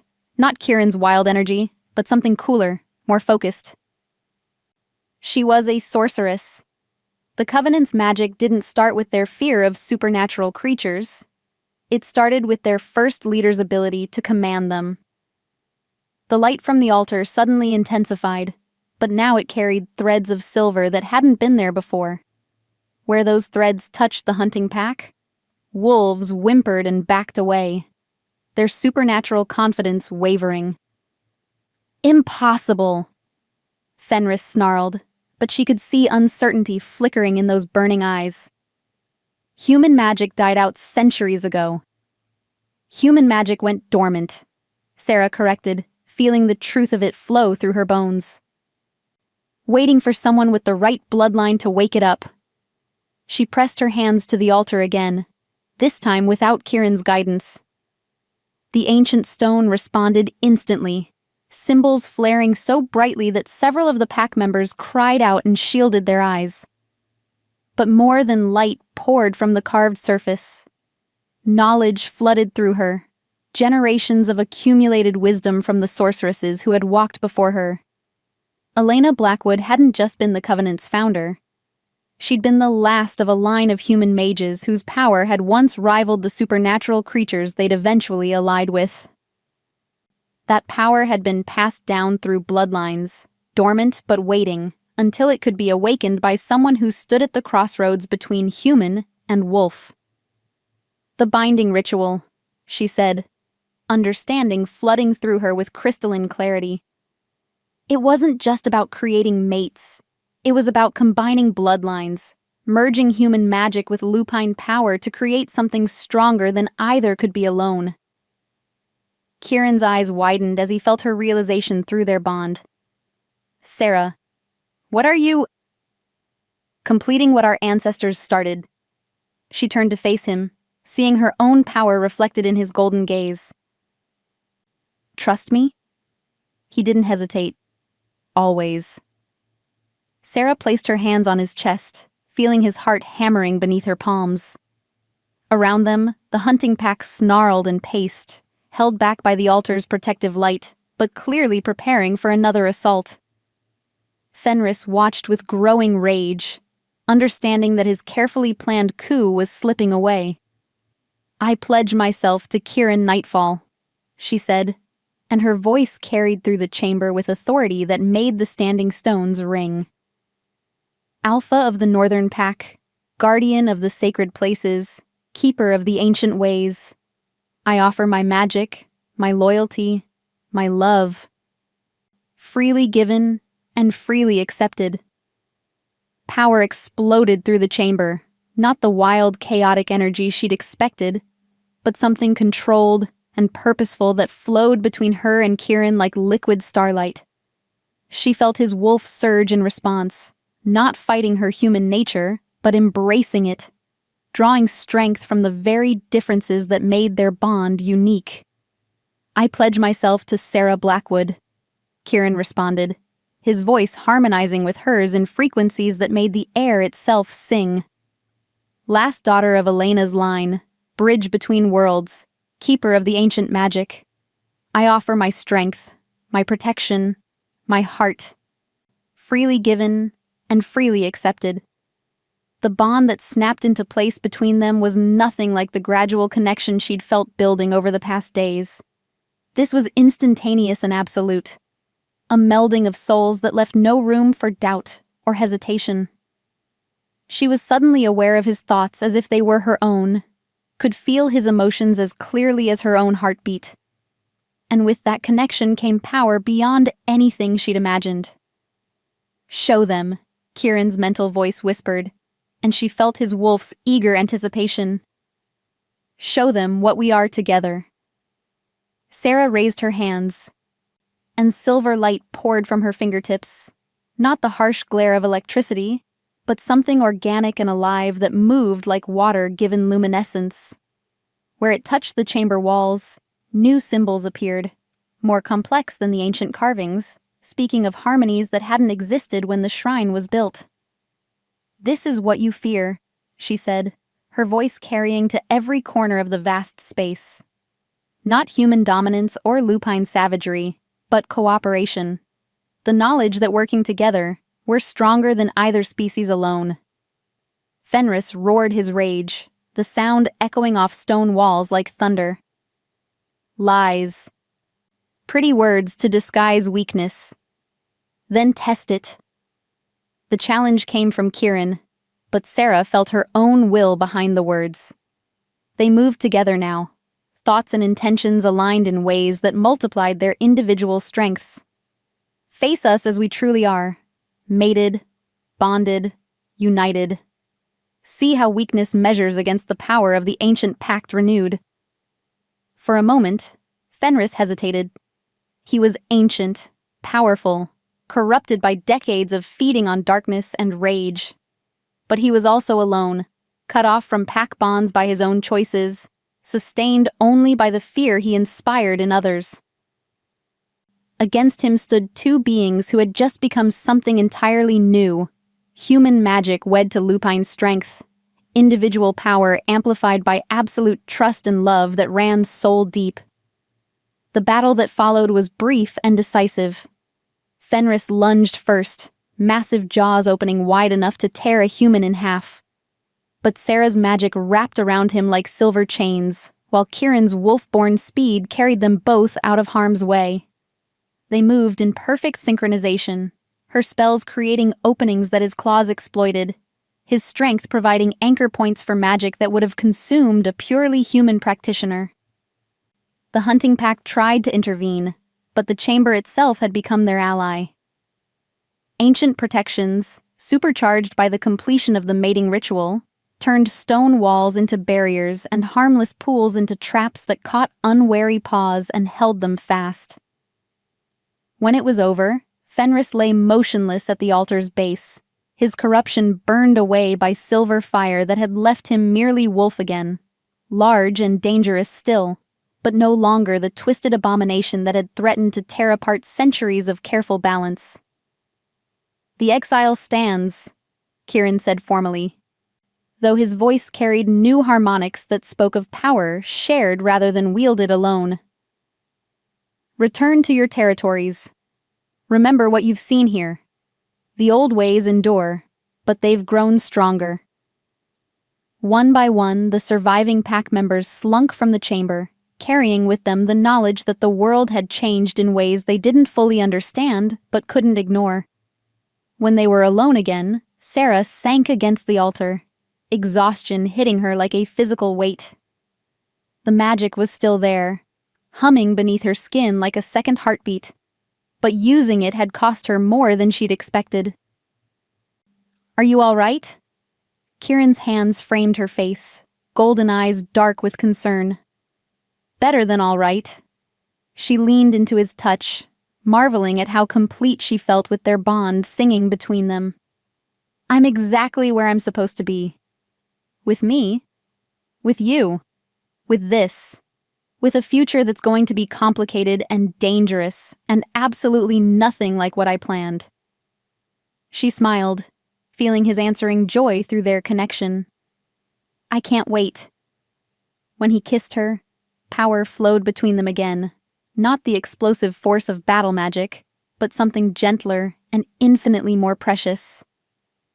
The promise of partnership, of love that would grow stronger with each passing day, of two beings who had found in each other the completion they'd spent lifetimes seeking. Around them, the ancient symbols pulsed with approval, and Sarah could have sworn she felt Lyrelei and Elena's presence like a benediction. The bloodlines were united again. The balance was restored. And their real story was just beginning. Chapter 9: The Price of Power. 3 days later, Sarah stood at the edge of the Northern Pack's territory, watching sunrise paint the mountains in shades of gold and rose that reminded her of Kieran's eyes. The past 72 hours had passed in a blur of introductions, explanations, and adjustments that left her head spinning with new information. The pack accepted her with cautious respect, not the fear she'd expected, but the careful courtesy offered to someone whose power was acknowledged, but not yet fully understood. They called her Luna, a title that carried weight she was still learning to bear. Second thoughts? Kieran appeared beside her with the silent grace that still surprised her, even though their bond meant she always knew when he was near. Third and fourth thoughts, she admitted. But not about this. About them. She gestured toward the valley below, where smoke rose from the chimney of a cabin that looked oddly familiar. "The Covenant sent emissaries yesterday," he said carefully. "Elder Matthias among them." Her stomach clenched. What did they want? "To negotiate. Apparently your disappearance has caused quite a stir in their ranks. Half of them think you were kidnapped. The other half suspect you found exactly what you were looking for. And which half is right? Both. His arm came around her waist, solid and reassuring. You were taken, by fate, by genetics, by forces larger than either of us. But you also found what you were searching for, even if you didn't know you were searching. She leaned into his warmth, marveling at how natural the gesture had become. 3 days of bonding had done more than unite their souls. It had awakened abilities she was still discovering. The morning's hunt had proven she could track scents through time, following day-old trails with accuracy that impressed even seasoned pack members. Yesterday's confrontation with a territorial dispute had shown her the truth of what Kieran had said about calming beast instincts. Her presence had turned a potential bloodbath into a negotiation. They want to see me, don't they? She said. The Covenant. They want to confirm you're safe, and probably to figure out how to spin this situation to their advantage. What kind of advantage? Kieran's expression darkened. The kind that comes from having the last sorceress bloodline under their control again. They may have forgotten the original bargains, but they remember enough to know that you represent power they can't afford to lose. The thought made her skin crawl. After a lifetime of being shaped by their expectations, the idea of returning to Covenant control, even temporarily, felt like stepping back into a cage she'd only just escaped. I don't want to see them, she said. You don't have to. His voice carried the authority of an alpha making a decree. You're pack now, under my protection. They have no claim on you. Except they raised me, fed me, clothed me, gave me a home when my parents couldn't. The words tasted bitter, but they were true. I owe them something, even if it's not my life. You owe them nothing. The fierce protectiveness in his tone made their bond thrum with shared intensity. They lied to you for 23 years, planned to sacrifice you without giving you a choice. Any debt between you was canceled the moment you ran into that storm. She wanted to agree, wanted to let his certainty wash away her conflicted feelings about the people who'd shaped her childhood. But 3 days wasn't long enough to undo a lifetime of conditioning, and part of her still felt guilty for abandoning the only family she'd known. One meeting, she said finally, in neutral territory, with you present. I'll hear what they have to say, but I won't make any promises. Relief and resignation warred in his expression. If that's what you want. It's what I need, to close the door properly, instead of just running away. He was quiet for a long moment, golden eyes distant with thought. When he spoke again, his voice carried the weight of hard-won wisdom. There's something you should know before you face them. About the nature of the bonds you've inherited. What do you mean?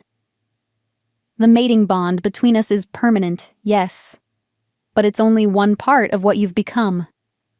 He turned to face her fully, expression serious.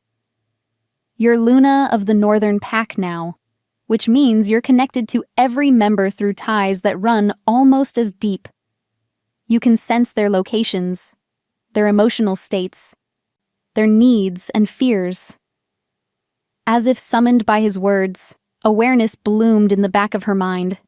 A dozen distinct presences scattered throughout the territory, each one recognizable as an individual. Marcus hunting near the eastern border, still recovering from injuries sustained in the challenge fight. Sarah teaching her cubs to track, pride and patience flowing through the connection. Thomas patrolling the southern approach, alert but content. I can feel them, she whispered, amazed. And they can feel you. Your emotional state, your general health, your satisfaction or distress. His hands came up to frame her face, thumbs brushing across her cheekbones. If you meet with the Covenant and they upset you, every wolf in a 50-mile radius will know about it. They'll react accordingly. The implications hit her like cold water. You're saying my feelings could start a war. I'm saying your feelings matter to creatures who are already protective by nature, and recently reminded that humans can be threats. His smile held apology and something fiercer. It's not fair, the weight you're carrying, but it's the price of the power you've inherited. She thought of the pack members she'd met over the past 3 days, fierce, loyal beings who'd accepted her presence with grace, but watched her interactions with Kieran with the careful attention of those whose survival depended on their alpha's well-being. If they sensed threat or distress from her meeting with the Covenant, "Maybe this is a bad idea," she said. Maybe. But running from difficult conversations never solved anything permanently. He dropped his hands, stepping back to give her space to think. Whatever you decide, I'll support. But decide based on what you need, not what you're afraid might happen. She stared out at the mountains, at territory that was becoming home in ways the Covenant's compound never had. The pack bond hummed softly in her mind, a dozen heartbeats that matched her own, a sense of belonging that went deeper than shared genetics or common goals. This was her family now.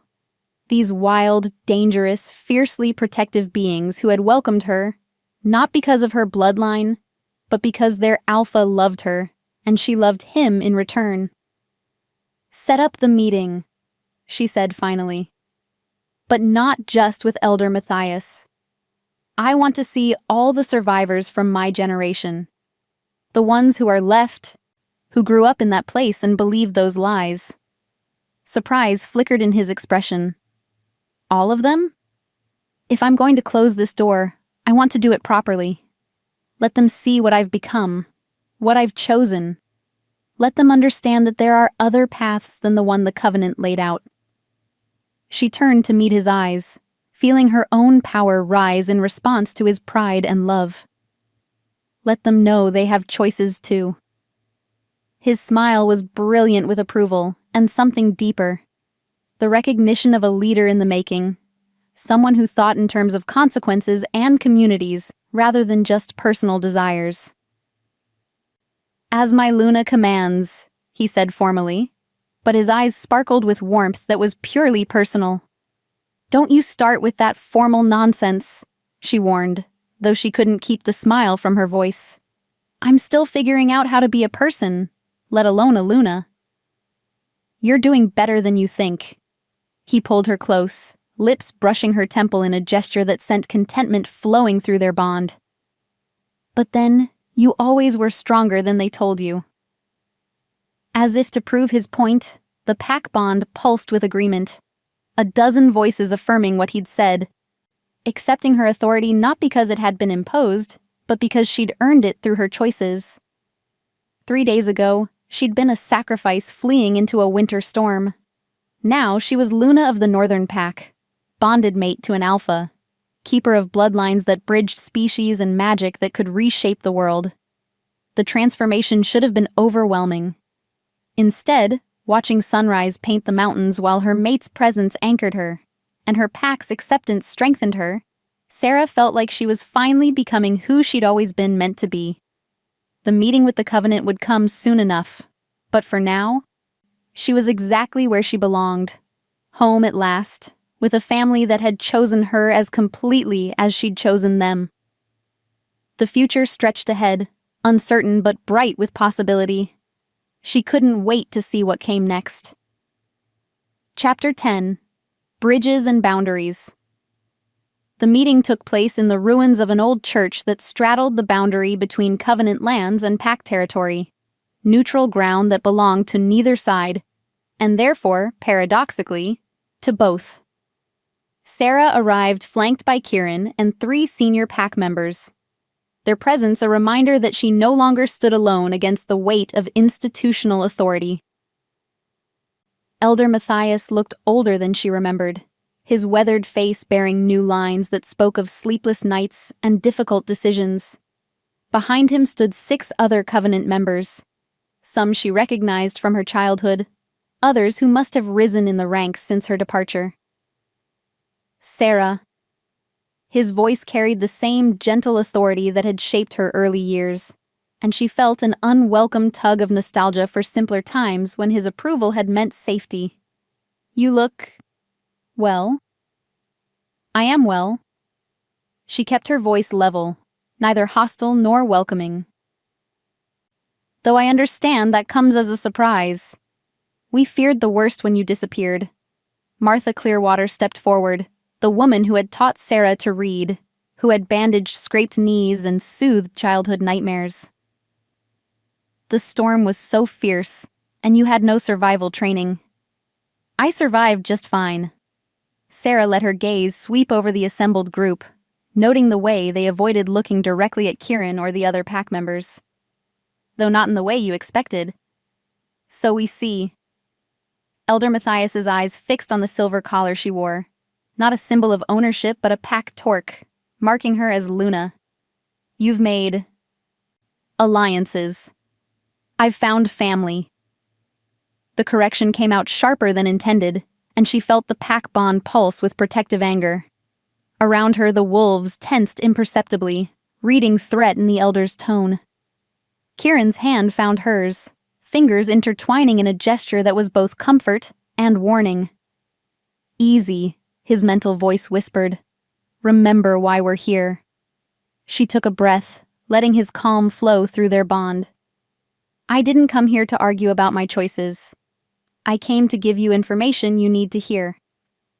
"We're listening," said David Hartwell, another survivor from her generation who had stayed with the Covenant after she'd left. His face bore the pallor of someone who spent too much time indoors, but his eyes held intelligence and something that might have been sympathy.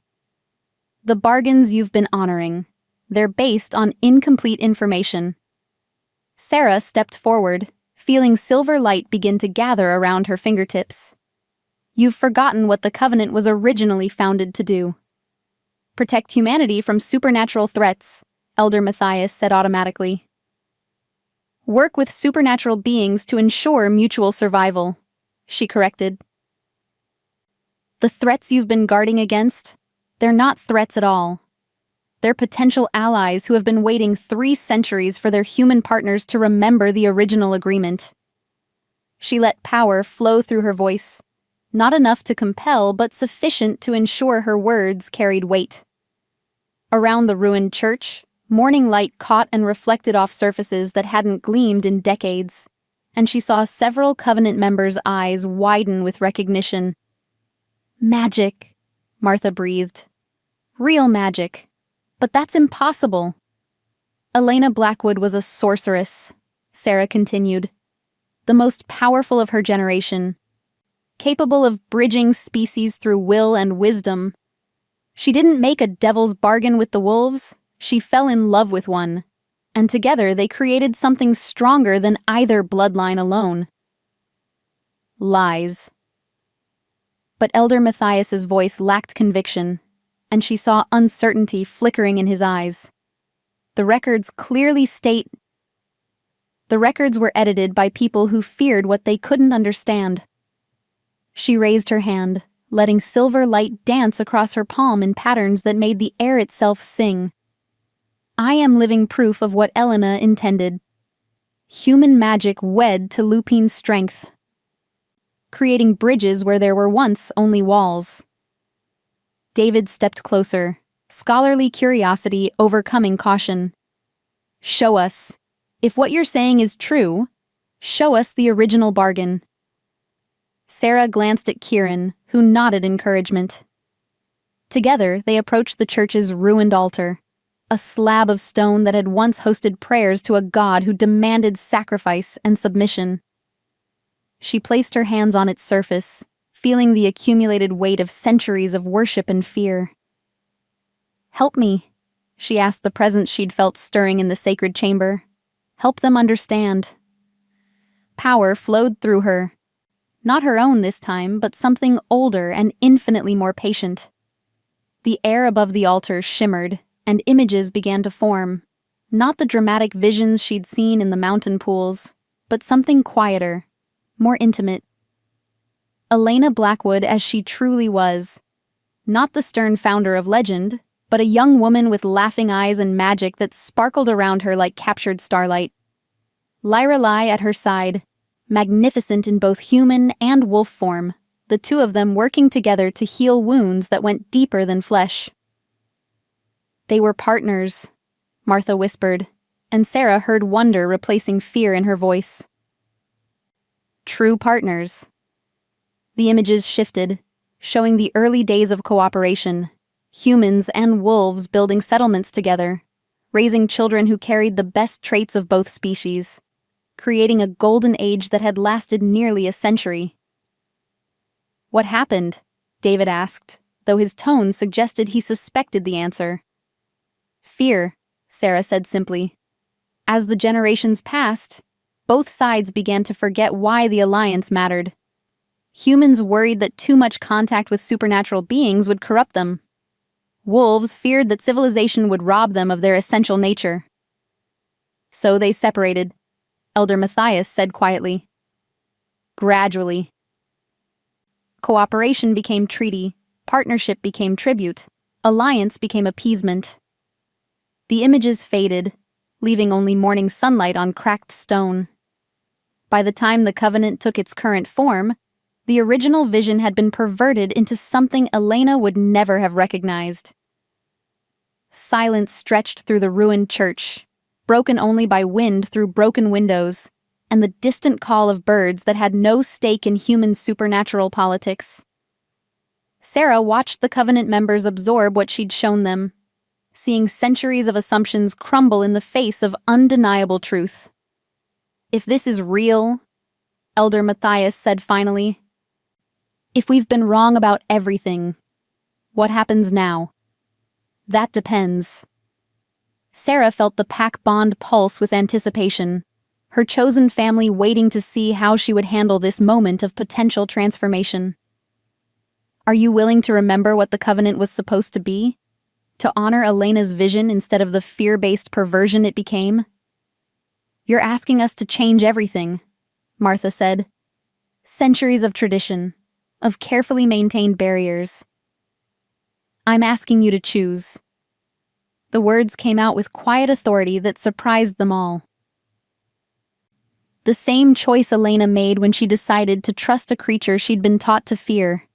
The same choice I made when I ran into that storm and found exactly what I was looking for. And if we choose differently? David's question held genuine curiosity rather than challenge. Then you choose differently. Sarah felt Kieran's pride flow through their bond, strengthening her resolve. The pack territories will remain closed to you, the old treaties will continue, and both sides will maintain the careful distance that's kept peace for 300 years. But you'll always know what you gave up. And when the next crisis comes, and it will come, because the supernatural world is larger than just werewolves, you'll face it alone instead of with allies who've been waiting centuries to stand with you again. The truth of it hung in the air like a challenge. Sarah could see them weighing options, calculating risks, trying to imagine futures they'd never considered possible. We would need proof, Elder Matthias said slowly. Not just visions, but concrete evidence that cooperation is possible, that the benefits outweigh the risks. Then come to the Packlands.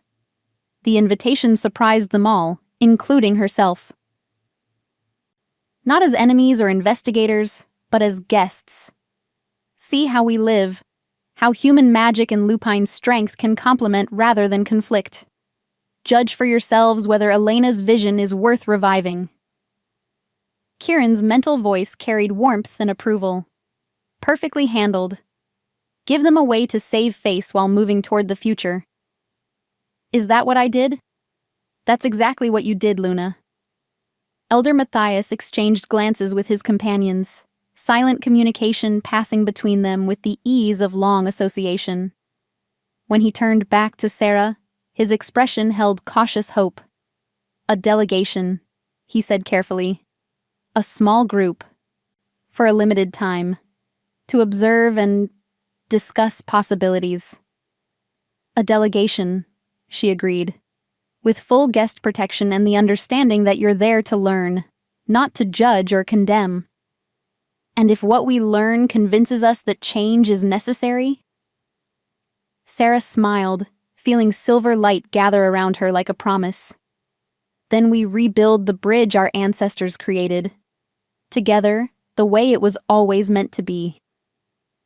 As they finalized the details of the visit, Sarah felt something shift in the world around them. Not dramatic or earth-shaking, but subtle and profound. The first crack in a wall that had stood for 3 centuries. The beginning of a healing that would take generations to complete. But it was a beginning. And sometimes, that was enough. Chapter 11. What Tomorrow Brings. 6 months later, Sarah woke to the sound of children's laughter echoing through the valley. A sound that would have been impossible just a year ago, when packlands were closed to all outsiders, and the Covenant viewed supernatural beings as threats to be contained, rather than allies to be cherished. Now, 3 Covenant youngsters played in the stream below her bedroom window, their shrieks of delight mixing with the happy yips of wolf pups who had never learned to fear human scent. The sight still amazed her. 2 species that had been separated by centuries of mistrust, learning to be children together, creating bonds that would shape the future in ways she was only beginning to understand. "They're getting bolder," Kieran observed, joining her at the window with 2 cups of coffee that steamed in the cool morning air. "Yesterday, I caught young Peter trying to convince Marcus to teach him how to track by scent." Did he agree? Sarah accepted her cup gratefully, inhaling the rich aroma that had become part of her morning ritual. Eventually. Though I suspect Marcus is enjoying having a student who asks so many questions. His arm came around her waist, solid and warm and utterly familiar after 6 months of shared mornings. "How are you feeling? Any morning sickness?" She placed her free hand over the slight swell of her abdomen, marveling at how quickly their bond had manifested in new life. "A little queasy, but nothing I can't handle. Dr. Clearwater says everything looks perfect for a first-generation hybrid pregnancy." The admission still amazed her, that Martha Clearwater, former Covenant healer, now served as the pack's primary medical consultant. Her human training complemented by crash courses in supernatural physiology. The transformation from suspicious observer to trusted ally had taken less than 3 months, once she'd seen the genuine care with which the pack treated its members. "She wants to document everything," Sarah continued, "for the journals she's planning to publish about human supernatural cooperation in medical settings." "And you're comfortable with that?" "More than comfortable." She leaned into his warmth, feeling their bond pulse with contentment. If our child is going to be the first of a new generation, the world should understand what that means. What's possible when fear is replaced by cooperation? Through the pack bond, she felt approval from the dozen wolves scattered throughout the territory. Not intrusive, but supportive, like a warm current beneath still water. In the months since the Covenant delegation's first visit, those bonds had grown deeper and more complex as human guests had been gradually accepted into the pack's emotional network. Not full bonds, those remained exclusive to supernatural beings, but connections nonetheless. Threads of trust and affection that bridge species in ways that would have been impossible under the old treaties. "Elder Matthias sent word yesterday," Kieran said, his voice carefully neutral. "The Covenant Council has voted to formally recognize the new accords. Full alliance status, with exchange programs and joint research initiatives." Sarah felt surprise and joy surge through their bond. "All of them voted for it?" Unanimous approval, apparently. Even the conservative factions agreed that the benefits outweighed the risks. His smile was brilliant with pride and something deeper. "You did it, love. You actually bridged 3 centuries of mistrust." "We did it," she corrected. "All of us. Human and wolf working together, just like Elena and Lyrelai intended." The sound of approaching footsteps interrupted her thoughts. Light, quick steps that belonged to David Hartwell, who had requested permission to stay permanently after the first month of the exchange program. His scholarly enthusiasm for supernatural studies had made him invaluable as a liaison between species, and his genuine friendship with several pack members had smoothed the transition for other human visitors. "Sarah? Kieran?" His voice called from the main room below. "Sorry to interrupt, but we have visitors. The Northern Council has sent representatives to discuss the expansion proposals." She felt Kieran's attention sharpen with interest. The Northern Council represented 5 separate pack territories, a loose confederation that had remained neutral during the challenges to Kieran's leadership. Their interest in expanding the human supernatural alliance could mean the beginning of something truly revolutionary. "Tell them we'll be down in a moment," Kieran called back, "and ask Martha to prepare the guest quarters. Something tells me this conversation is going to take a while." As they dressed and prepared to meet their visitors, Sarah felt the familiar flutter of nerves that accompanied important negotiations. Her role as Luna had evolved over the months from ceremonial position to active leadership, her unique perspective as bridge between species making her invaluable in discussions that shaped policy for both humans and wolves. "Nervous?" Kieran asked, reading her emotional state through their bond. "Excited," she corrected.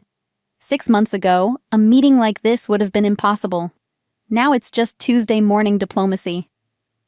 Just Tuesday morning diplomacy that could reshape the supernatural world, he pointed out with amusement. Even better.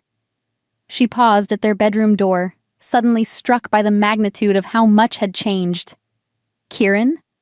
Do you ever regret it? The complications, the responsibilities, the way our lives became public property the moment we bonded?" He was quiet for a moment, golden eyes serious as he considered her question. When he spoke, his voice carried the weight of absolute certainty. "Never. Not for a second." His hands framed her face, thumbs brushing across her cheekbones with familiar tenderness. "You want to know what I regret? I regret the time we lost before we found each other. I regret that it took a winter storm and a life-threatening situation to bring you to me. But our life together, the future we're building, I wouldn't change any of it." The truth of it flowed through their bond like warm honey, reinforcing words with emotion that couldn't be faked or doubted. Sarah felt her own certainty rise to match his, the knowledge that whatever challenges lay ahead, they would face them together. "Good," she said, standing on tiptoe to kiss him softly, "because I have a feeling our lives are about to get even more complicated." "Promise?" She laughed, feeling joy bubble up from the depths of her soul. "Oh, I promise." Between the baby, the council negotiations, and whatever Martha's next research project turns out to be, complicated doesn't begin to cover it. "Perfect." His grin was pure wolf, wild and free and absolutely unrepentant. "I never liked things simple anyway." As they headed downstairs to meet their visitors, Sarah felt the pack bond pulse with welcome and curiosity. Through the windows, she could see children, human and wolf, playing together in the morning sunlight, their laughter a promise of futures that would be built on cooperation rather than fear. The woman who had fled into a winter storm to escape sacrifice had become Luna of a pack that was redefining what family meant. The bloodline that had been marked for appeasement had become the bridge that connected species. And the love story that had begun with a rescue in a blizzard was becoming something larger. A new chapter in the ancient dance between human and wolf. Fear and trust, isolation and belonging.